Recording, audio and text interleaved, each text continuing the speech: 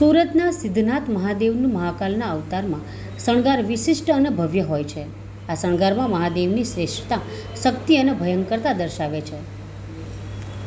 શ્રાવણ માસને ચાલતા મહાકાલના માથા પર વિશાળ તિલક તથા ચંદ્રમૌલી દર્શાવવામાં આવે છે. આ તિલક તેમની અનંત શક્તિ અને શાંતિને વ્યક્ત કરે છે. મહાકાલને ગોલ્ડ, સિલ્વર અને રંગીન મણીથી શણગારવામાં આવે છે. આ શણગાર ભવ્યતા અને સામર્થ્ય દર્શાવે છે. તેમને પ્રાચીન અને સિંહને સુશોભિત મુકુટ પહેરાવે છે, જે ખાસ કરીને શિવની મહાકાલ અવતાર સાથે જોડાયેલ છે.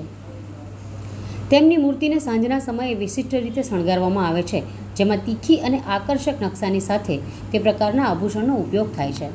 તલવાર, ડમરૂ અને ચંદ્રમૌલી જેવા અન્ય આભૂષણો પણ મહાકાલના શણગારમાં સામેલ છે, જે તેમની તાકાત અને શક્તિને દર્શાવે છે.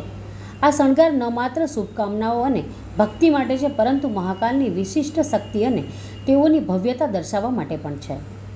હાલ શ્રાવણનો પાવન પર્વ ચાલી રહ્યો છે, ત્યારે મહાકાલના દર્શન કરવા માટે સુરત અને અન્ય વિસ્તારોમાંથી લાખો સંખ્યામાં ભાવિ ભક્તો દર્શન કરવા માટે ઉમટી પડે છે.